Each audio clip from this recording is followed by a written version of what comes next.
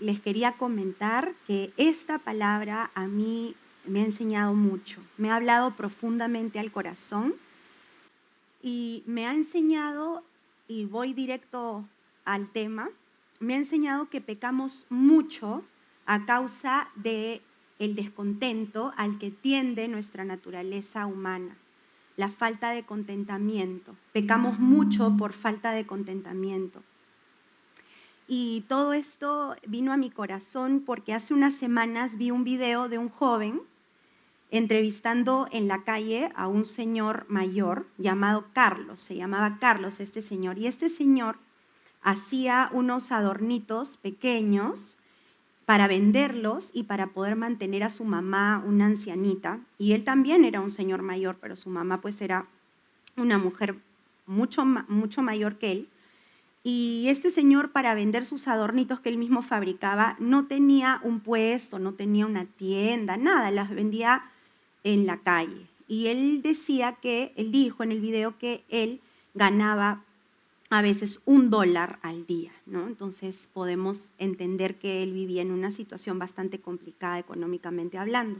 Y durante toda la entrevista que vi, 5 minutos era, este señor sonreía, era amable, hablaba con mucha paz. Y al final del video, el joven entrevistador que se dedica a grabar entrevistas a personas en la calle, quedó tan sorprendido con el señor que le dijo, ¿no? Carlos, para finalizar, ¿cómo así es usted tan feliz? Porque era evidente la actitud de este señor en su vida. ¿Cómo hace usted para parecer tan tranquilo y tan motivado en una situación que evidentemente es tan complicada? Y Carlos respondió, es que a mí no me importa lo que tenga que pasar en esta tierra. No me falta alimento, no me falta para comer. Pero sea como sea, pase lo que pase, mi contentamiento viene de Jesús mi Salvador. Entonces el joven quedó sorprendido y bueno, al no ser él creyente, el entrevistador al no ser creyente, solo atinó a terminar la entrevista y decirle, qué bueno, Carlos, que le vaya muy bien, ¿no? Pero ese es el entrevistador que no conocía al Señor. En cuanto a mí, que conozco y amo al Señor, les confieso que igual quedé impactada y sorprendida y emocionada cuando vi a este señor hablando, a Carlos, ¿no? Porque él tenía un gozo que de verdad solamente Jesús nos puede dar, ¿no? Y sin importar las circunstancias. Y bueno, como algo para tenerlo en cuenta, el contentamiento quiere decir alegría y satisfacción. Entonces podemos decir que este señor Carlos encontró la alegría y la satisfacción en Jesús, a tal punto que cuando uno lo ve y lo escucha hablar a este señor, pareciera que él no es consciente de la situación que vive, ¿no? Pareciera como que él vive como una persona a la que no le falta nada, como una persona que tiene todo fácil, como una persona feliz y plena, ¿no? Entonces, me impactó la forma como este señor se expresaba en esta entrevista y sé que también le impactó al entrevistador.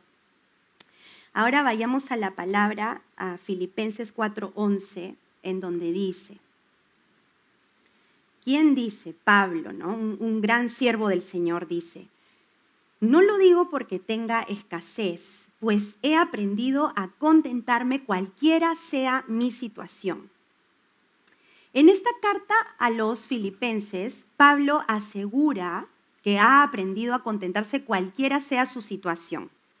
El apóstol Pablo, hermanos, era un hombre altamente educado, ¿no? No como otros seguidores del Señor que venían de otro trasfondo. Él era un hombre sumamente educado.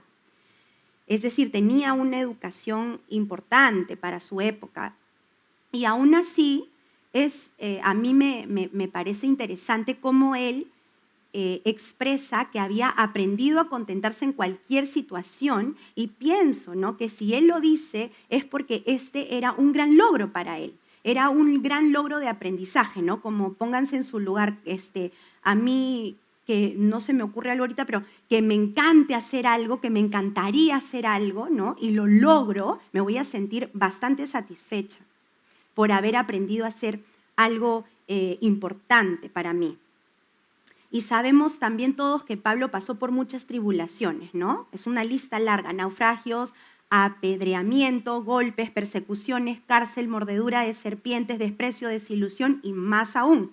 Sin embargo, a través de todo esto, él aprendió a tener contentamiento, satisfacción, alegría en cualquiera de estas situaciones. ¿Se imaginan poder decir eso?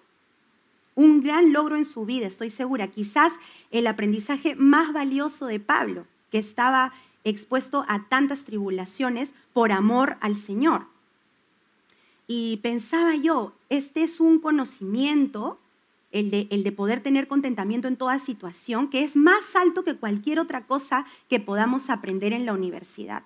Tener contentamiento, sea cual sea la circunstancia. A mí misma el Señor me ha hablado mucho, como les decía al inicio, con esto, porque a mí me cuesta, lo confieso delante de todos ustedes. Porque definitivamente tener contentamiento no es la tendencia del hombre, ¿no es cierto? En el ser humano lo que brota naturalmente es el descontento, la queja. Nadie necesita, los que tenemos niñitos cerca, nadie necesita enseñarnos a quejarnos, ¿no? Lo hacemos por naturaleza, desde niñitos. Por el contrario, el contentamiento no nace de forma natural en nosotros. Ser agradecidos en cualquier situación es algo ajeno a la naturaleza humana. Y el mismo Pablo admite, al decir que ha aprendido, admite que no siempre tuvo contentamiento, ¿no es cierto? Para cuando él escribió estas palabras a los filipenses, hermanos, tomemos en cuenta, él era un hombre de avanzada edad, privado de su libertad, y ahí en su prisión, esperando la muerte, él estaba contento, ¿no? Entonces yo trataba de pensar, Señor, ¿cuáles son las raíces de nuestro descontento? ¿De dónde puede venir esa naturaleza de estar inconformes con lo que tenemos, con nuestra realidad? Primero, el egoísmo. Somos seres que solamente piensan en sí mismos. Sucede que al concentrarnos en nosotros, nos enfocamos en lo que creemos que nos falta, entonces viene la queja, ¿no es cierto? Nos comparamos con los demás y nos desanimamos. Pero si cambiamos eso, si pensamos en nuestro prójimo, nos preocupamos por los demás y dejamos de enfocarnos en nosotros, eso puede cambiar, ¿no es cierto? Por eso es que el Señor nos recomienda en 1 Corintios 10:24. Ninguno busque su propio bien, sino el del otro, dice el Señor. Porque pensando en cómo servir en nuestra iglesia, en nuestra casa, a las personas con las que vivimos, evitamos el descontento, porque nos enfocamos en los demás y no en nosotros. Debemos de saber que nunca vamos a poder encontrar felicidad verdadera en nuestros placeres, en el poder que podamos algún día querer tener, en nuestras posesiones, ¿no? En la posición que algún día podamos alcanzar, o en el prestigio, en nada que alimente nuestra carne vamos a encontrar el verdadero contentamiento. El gozo se encuentra en servir a los demás, en no ser egoísta, en no concentrarnos solo en nosotros. Cuando pensamos en los demás, nos olvidamos de nosotros, entonces ya no tienes de qué quejarte, porque estás preocupándote por los demás. ¿No es cierto? Y el mundo, ¿qué nos dice? El mundo nos dice todo lo contrario, ¿no? La corriente del mundo es, hazte feliz a ti, piensa en ti, pero el Señor tan precioso nos dice que la felicidad, el gozo, el contentamiento está en servir. Y creo que muchos acá lo hemos comprobado cuando venimos a servir al Señor, venimos contentos, venimos gozosos. Hoy día una hermana me decía, Gaby, estoy acá desde temprano, ¿qué puedo hacer? ¿En qué puedo ayudar? Y se nota, ¿no? Que en eso encontramos contentamiento, pero a veces nos olvidamos de esta verdad, ¿no? Segundo, primero somos egoístas. Segundo, tenemos ídolos. Los ídolos son aquellas personas o cosas que adoramos más que a Dios y a veces ni cuenta nos damos. Dios es un Dios que, dice la palabra, nos anhela celosamente. Nada ni nadie debe tener más valor en nuestro corazón que el Señor Jesús. Los ídolos pueden ser el dinero, la belleza, el trabajo, los estudios, la fama, el estatus, las redes sociales, los bienes materiales, la televisión, nuestros propios amigos. Todo eso puede constituir ídolos en nuestras vidas. Y los ídolos en nuestras vidas demandan nuestra atención, nuestros pensamientos, nuestro afecto, nuestro tiempo y jamás nos satisfacen. ¿No? Se han puesto a pensar lo que a veces nos quita el sueño, ni siquiera nos satisface, ni siquiera nos hace sentir plenos. Y el Señor por eso en Primera de Juan 5:21 nos aconseja amorosamente como es nuestro Padre, ¿no? A mí me cautivó. Dice, hijitos, ¿no? Con amor, guardaos de los ídolos, ¿no? Es imperativo. Amén, dice después, que así sea.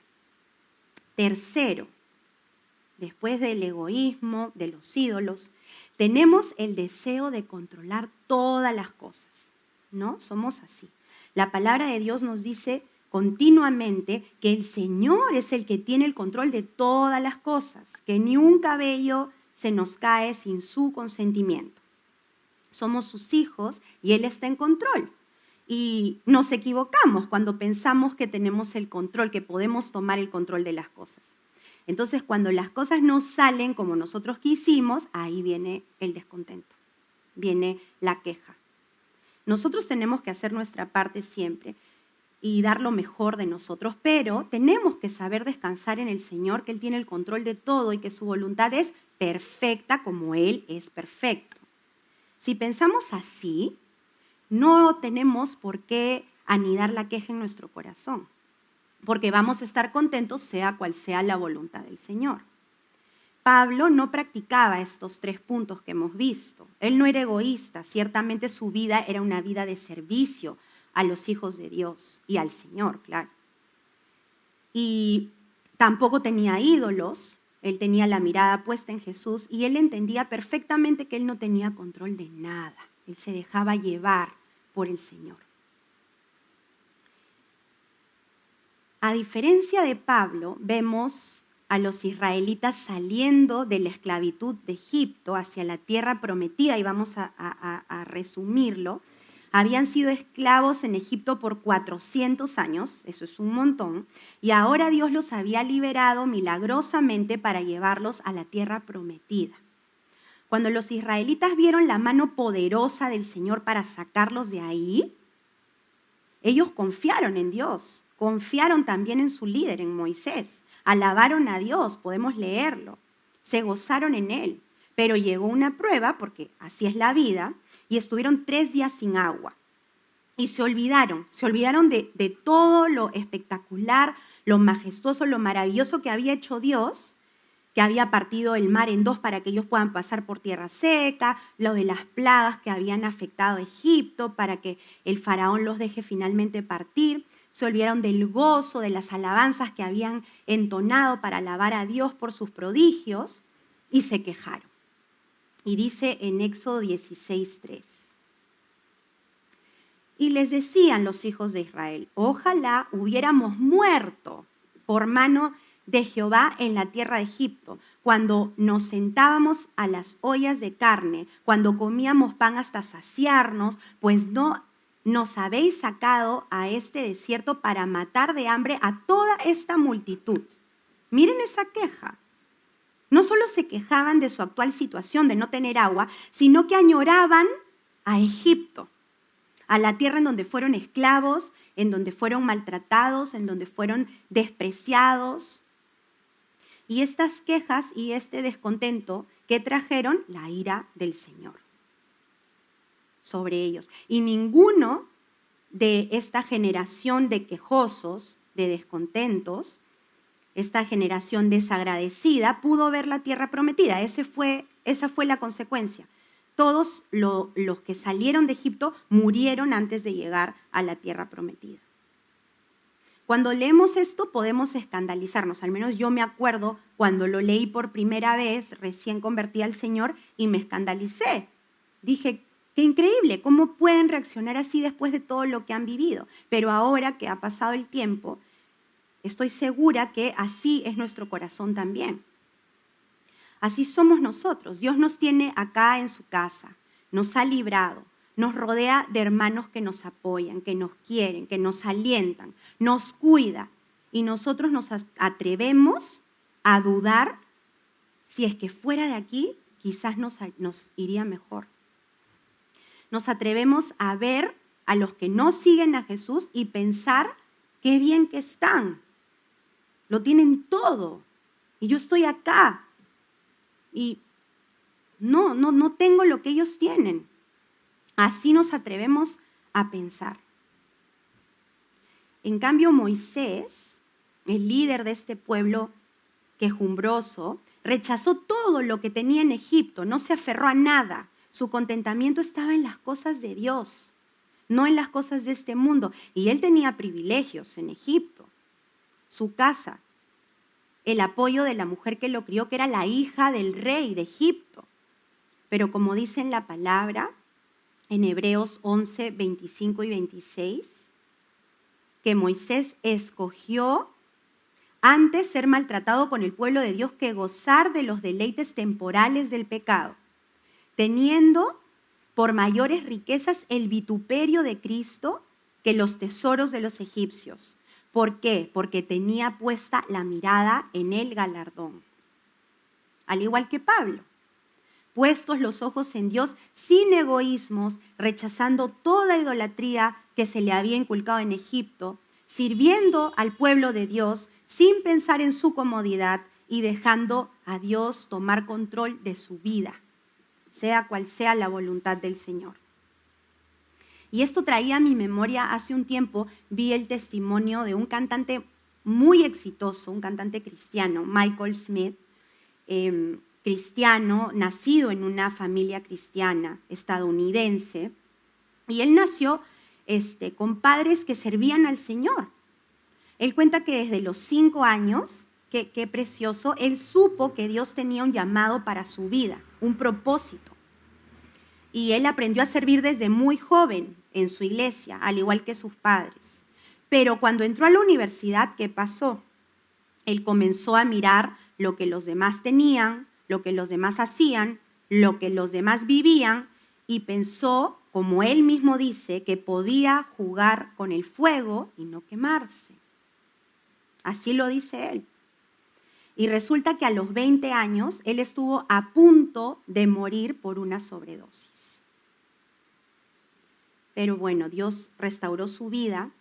Sin embargo, él testifica que él perdió demasiado en este tiempo de rebeldía y causó tanto dolor. Eso es lo que a él lo marcó, ¿no? Cada uno, todos somos distintos, nos pueden las cosas marcar de forma distinta, pero a mí me entristeció bastante. Él dice que lo que más le dolió, por lo cual él recuerda esta época de su vida y se arrepiente cada día, cada vez que la recuerda, es la tristeza que le causó a sus padres, que siempre fueron siervos amorosos de Dios. Y él dice, ¿no?, que se arrepiente con todo su corazón de este descontento que lo llevó a la queja para luego no solo quemarse con ese fuego que él pensó que no se quemaría, sino casi perder la vida y terminar en el infierno. Eso es lo que él comparte.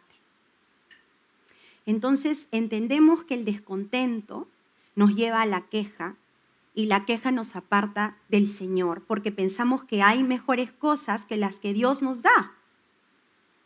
Pero debemos tener en cuenta que el descontento es pecado.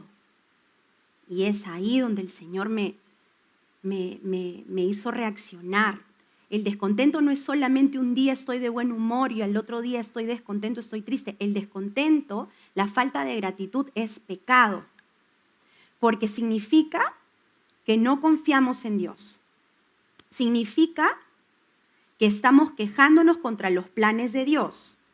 Además, exhibe un deseo propio de ser soberano, de tener el control de las cosas. También significa codiciar. También nuestro descontento propone que Dios se ha equivocado, que Él ha hecho las cosas mal. Y por último, el descontento niega la sabiduría de Dios y exalta la del hombre. Todo esto es pecar contra Dios y lo hacemos con tanta facilidad, hermanos.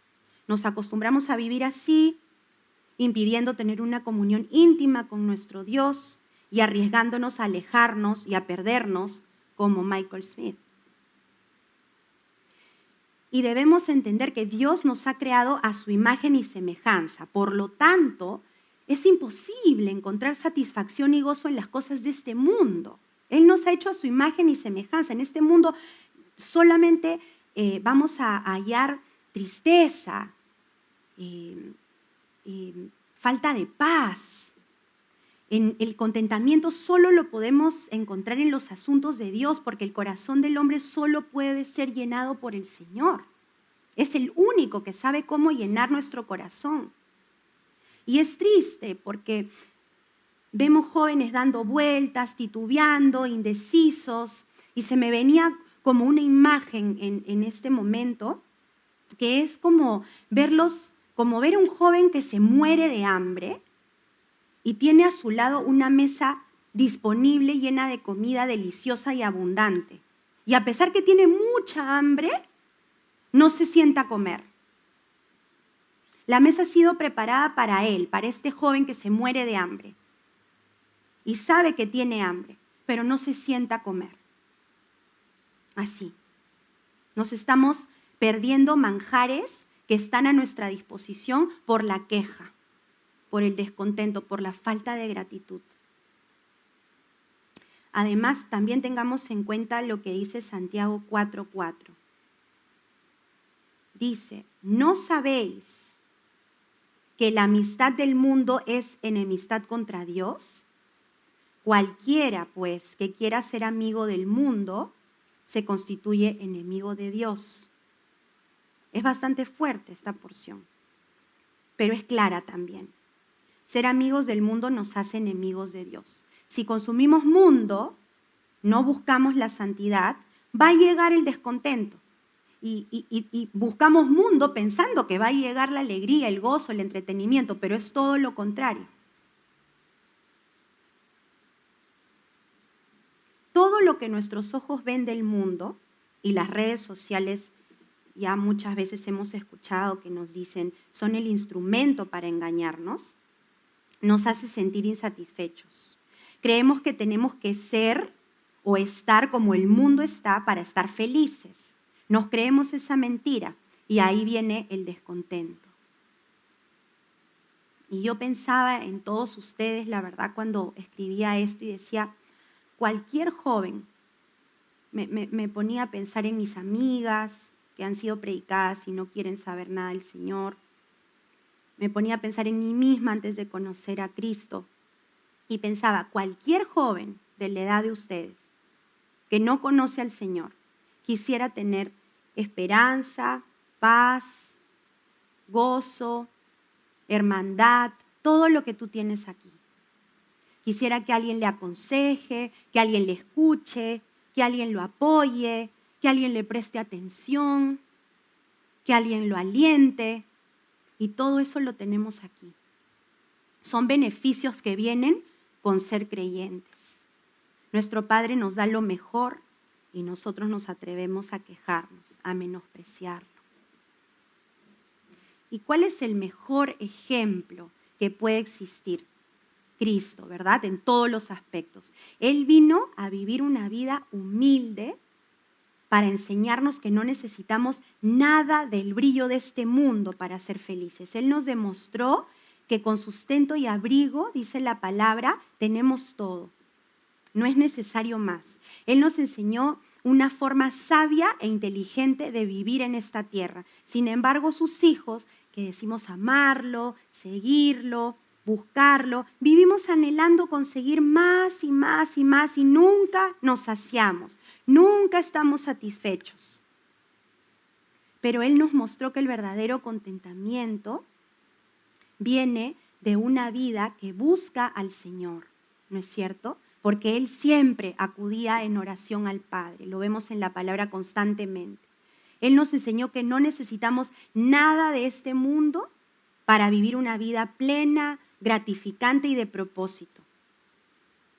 Y él pudo tener lo que él quisiera, porque él era Dios. Él pudo venir en otra condición a esta tierra, ¿verdad? Él pudo gozar de comodidades, porque él es dueño de todo. Él es dueño de todo lo que nuestros ojos ven, de toda su creación. Sin embargo, no decidió venir así.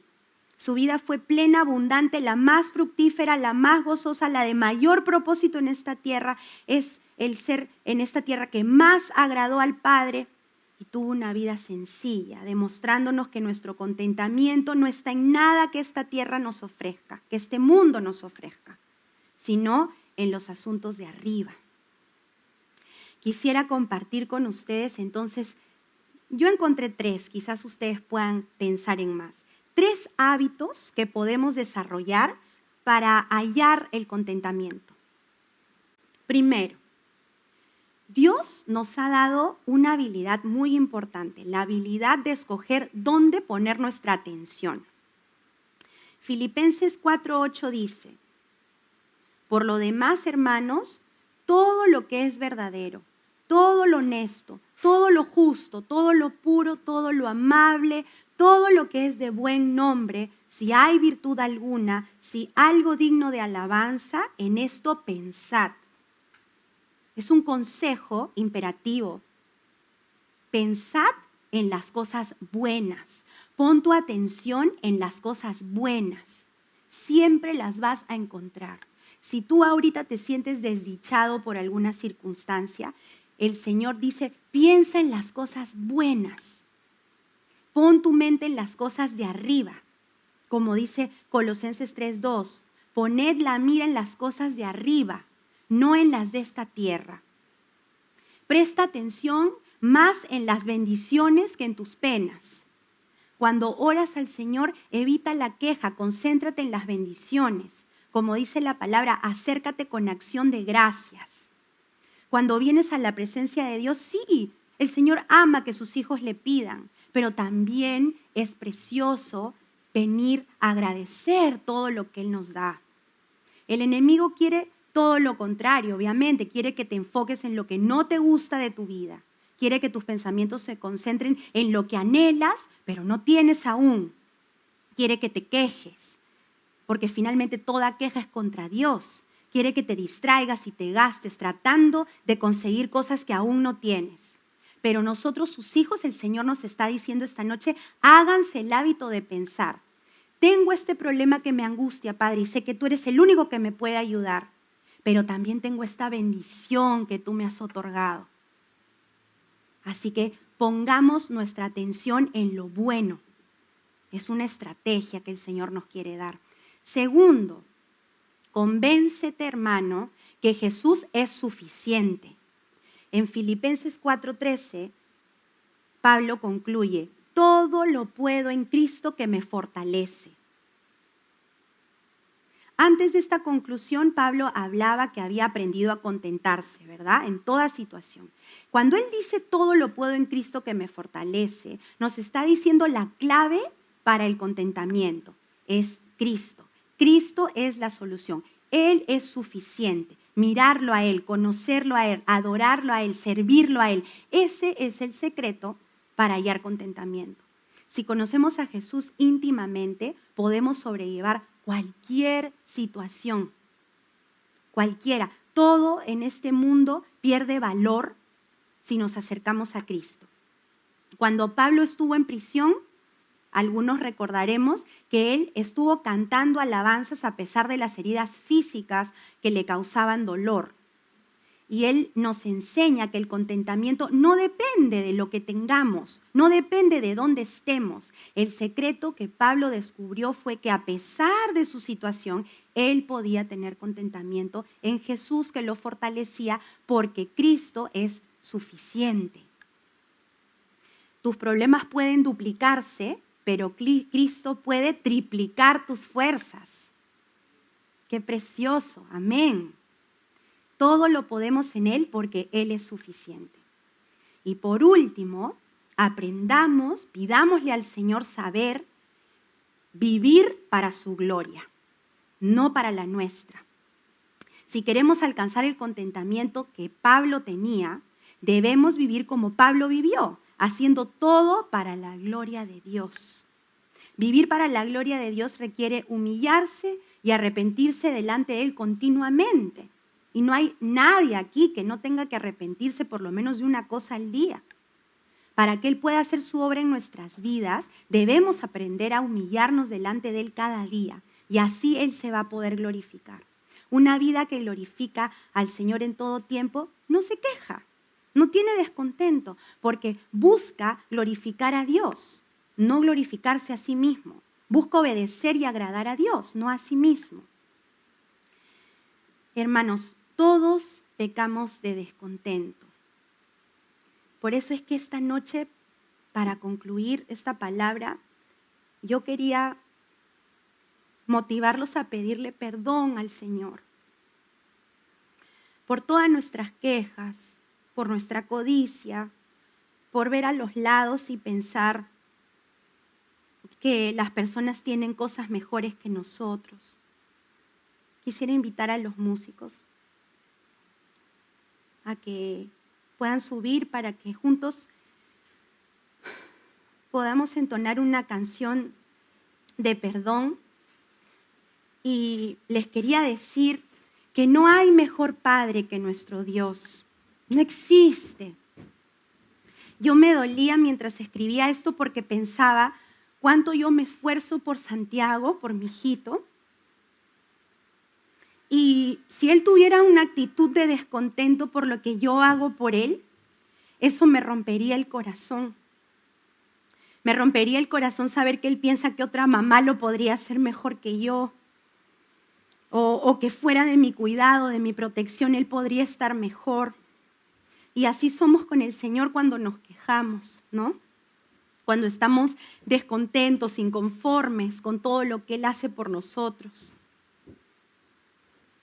Cuando Él es el único que sabe lo que nos conviene, el único que sabe lo que necesitamos. Todo lo que pasa en nuestras vidas, todo lo que tenemos, es perfecto si estamos en la voluntad de Dios, porque nuestro Padre es perfecto.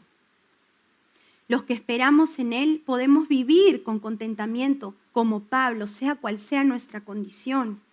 Si Moisés pudo despreciar las comodidades y riquezas de Egipto y preferir vivir con el pueblo de Dios, y si José pudo crecer espiritualmente como la luz de la aurora sin importar las terribles circunstancias que vivió, y si Ruth prefirió seguir a Noemí y pasar dificultades y hambre porque sabía que ahí estaba su satisfacción, en lugar de quedarse en casa con sus padres y seguir ídolos, entonces nosotros también podemos vivir con contentamiento, con gratitud.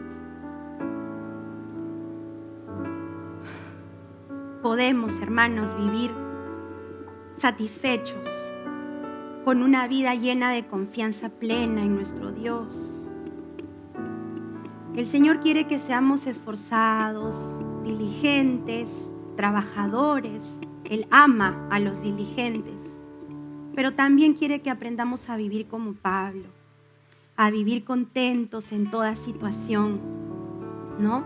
Con un corazón agradecido y confiado en Él. Y yo los invito a ponerse de pie esta noche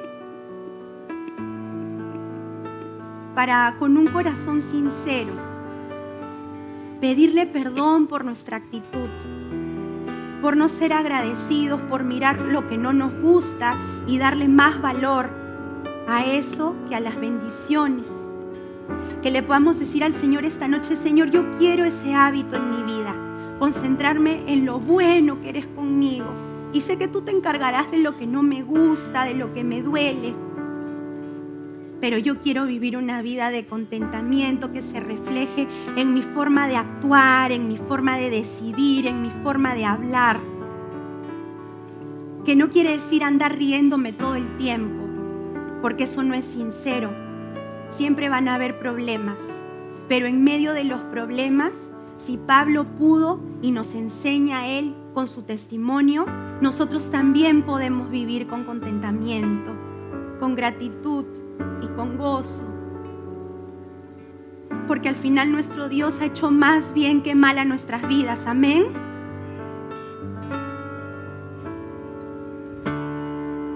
Perdónanos, Señor. Perdón, Jesús, perdón, perdóname, Señor. Yo sé que débil fui, te herí, te lastimé, perdóname, Señor. Perdón, Jesús, perdón, perdóname, Señor. Yo sé que débil fui, te herí, te lastimé, perdóname, Señor. Mas hoy en tu misericordia puedo descansar. Sé que tu sangre me